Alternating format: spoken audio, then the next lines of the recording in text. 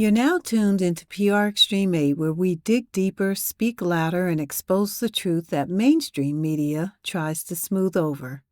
If you like the content that challenges the norm, make sure you like this video, subscribe to the channel, and hit that notification bell because today's episode is going to rattle both the secular and the sacred corners of the music world. Let's talk about how GloRilla just went from winning a gospel award to getting arrested for drugs. Yep, let's go ahead and go there.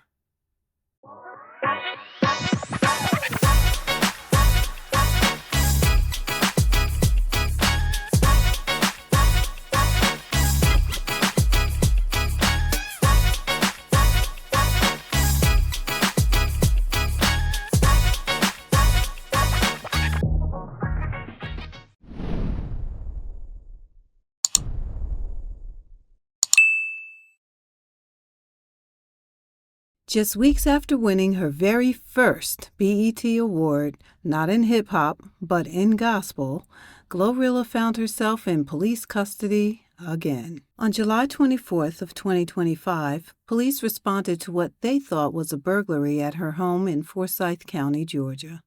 But what they found inside was even more alarming. They reportedly discovered a significant amount of marijuana and another controlled substance inside her bedroom closet. That led to a felony drug charge. She turned herself in, posted over $22,000 bond, and is now facing legal action. Now, this isn't even her first time being arrested. In 2024, she was booked on a DUI in Metro Atlanta. So, here's the real question. Why was someone with an active record and clearly still tied to the streets just handed one of the highest honors in gospel music? That's where this whole controversy really explodes. So GloRilla won the Dr. Bobby Jones Best Gospel Inspirational Award at the 2025 BET Awards. Now, this is a woman known for hard-hitting tracks like FNF and Tomorrow Too. Her brand is trap music, pretty much, bold lyrics, club anthems, and unfiltered attitude, not spiritual edification. Gospel is more than a category. It's about living the message. It's about aligning your walk with your talk. So GloRilla's music may touch pain, but it doesn't quite lead to purpose, not in the gospel sense.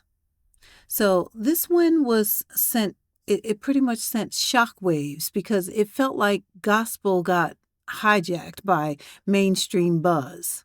Now, enter Deitrick Haddon, respected gospel artist and pastor who didn't hold his tongue.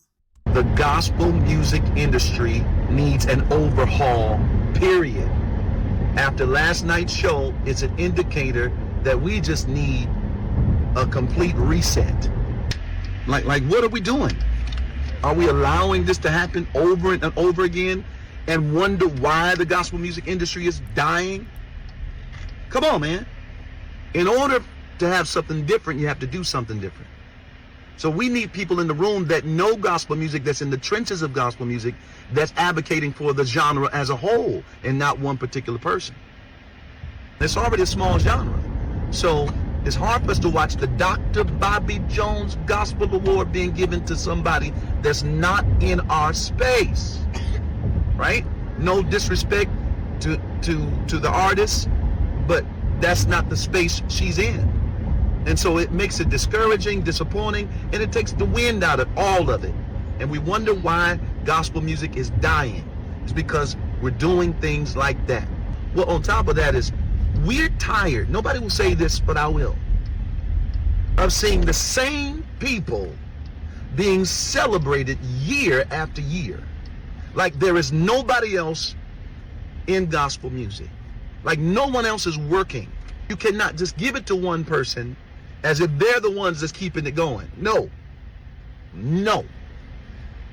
We're done with that. Last night was a great win for the ratings for BET. I give certain people awards for ratings, but it was not a win for the gospel music industry. We got to do better.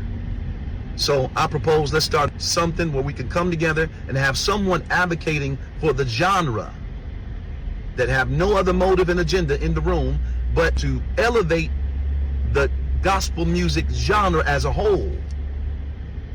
That's what I feel. He made it clear that his issue wasn't with GloRilla personally, but with BET's decision to hand a gospel award to someone who doesn't represent gospel music. Haddon said the gospel genre needs a reset and accused BET of chasing ratings instead of uplifting real gospel voices. He also pointed out how this is a pattern.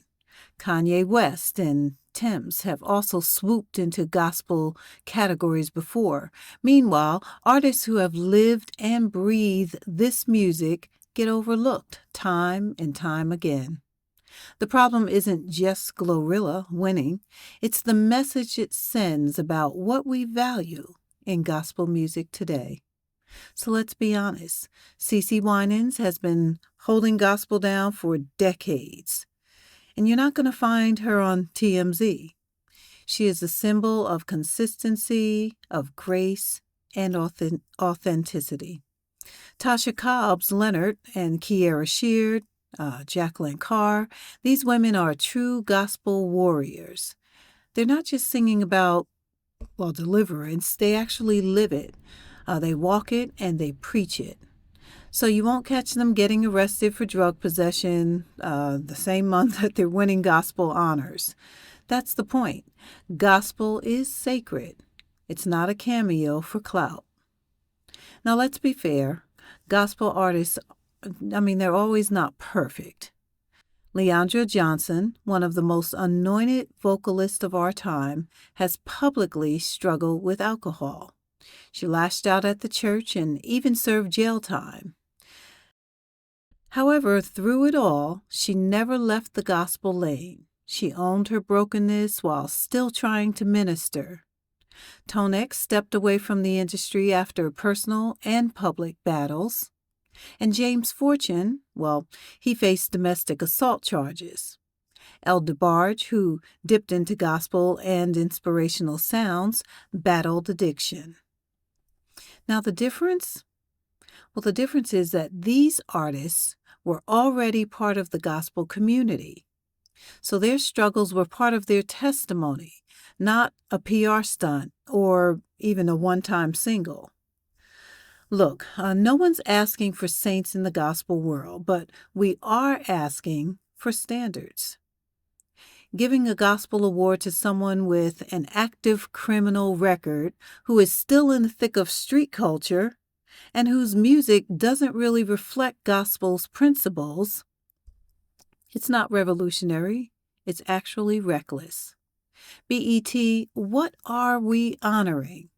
If gospel is just another category for views and viral moments, then we've actually lost the soul of the genre. Gospel is supposed to lift, it's supposed to transform and restore, not trend for a week and then fade out in handcuffs. And if we can't protect the purpose of gospel music, then what are we even doing? You've been locked in with PR Extreme 8, where we don't chase headlines, we challenge them.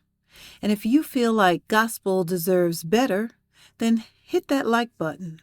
Drop your thoughts in the comments and subscribe to keep this conversation going. And don't forget to hit that notification bell because we're just getting started. So until next time, stay bold, stay rooted, and stay extreme.